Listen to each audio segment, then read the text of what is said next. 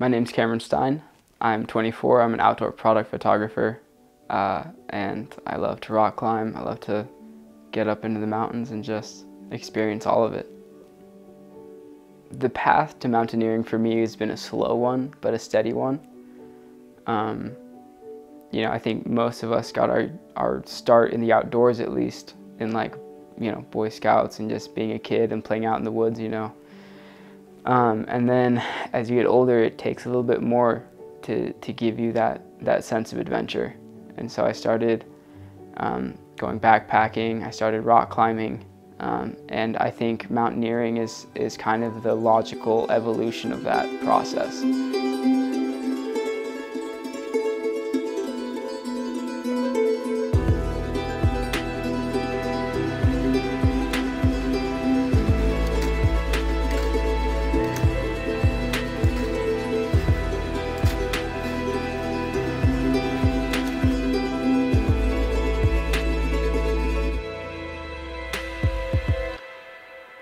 Planning for a summit trip is difficult. It's a really multifaceted process, and you really have to be conscientious of the dangers and the potential difficulties. And so the process, it really comes down to, first, you got to do a ton of research, right? You're going in and you're analyzing maps, you're looking at topographical maps, you're looking at elevation gain over distance, and snow quality, snowpack. There's a lot of different aspects of alpine climbing that you don't run into with a standard, you know, hiking trip or something like that. 4:17 a.m. just west of the trailhead, getting the packs all set up outside the car, ready to go.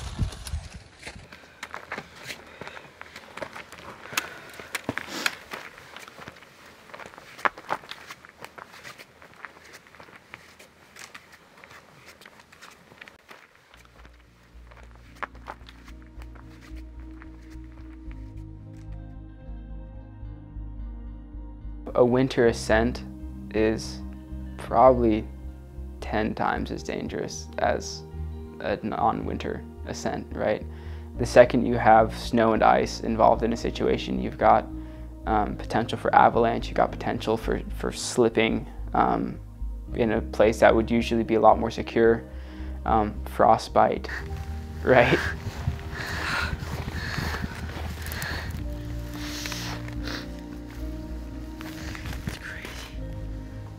Sliding down the entire face of a mountain, right? There's all these added dangers, and as well as the fact that there's no trails, right? You're following your trail and your own knowledge. You're following your own set path, and so you can't follow in someone else's footsteps usually in alpine climbing. But the main dangers are ice and snow. You know, the fear of avalanches is a big one for me. Avalanche. Oh, I got eyes on parking. When an avalanche swept downhill and Today, buried the them. Utah Avalanche Center.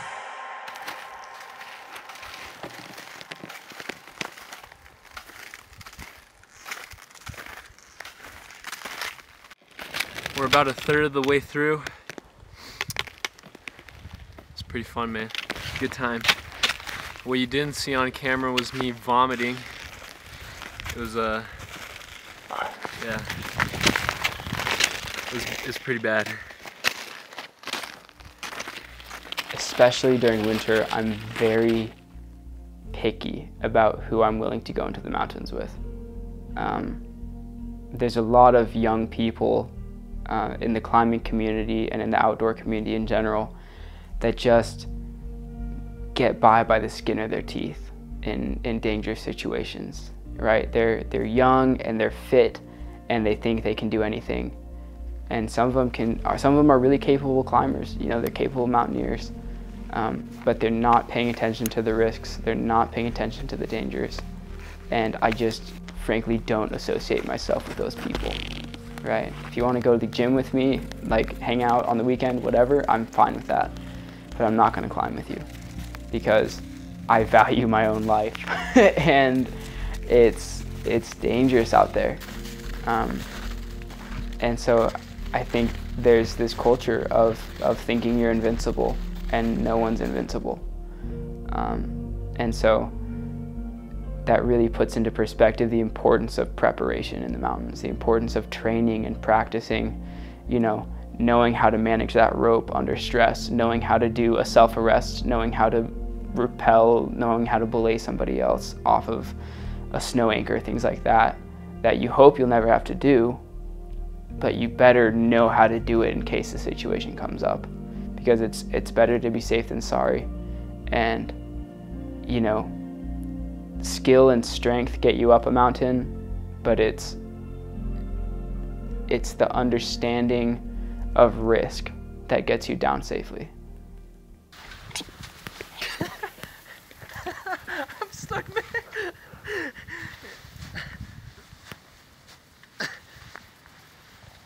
Gosh, what the heck?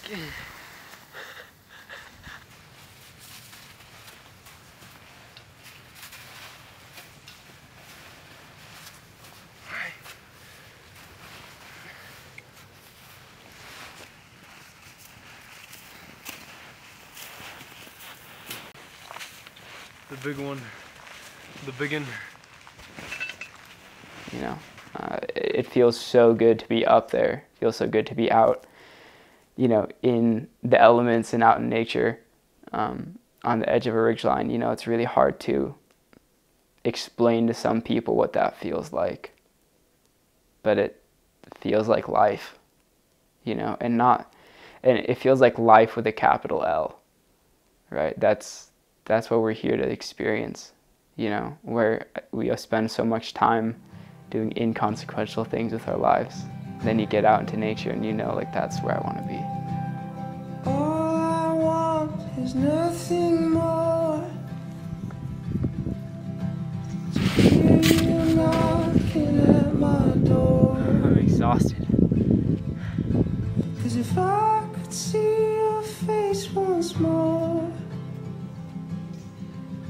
I could die a happy man, I'm sure. When you said your last goodbye, I died a little bit inside. I lay in tears in bed all night, alone without you by my side. Why do you do it? You know, I ask myself why pretty often too. I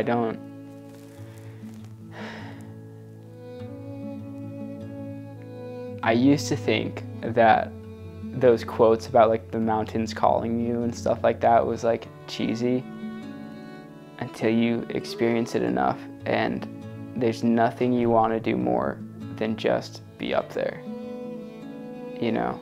And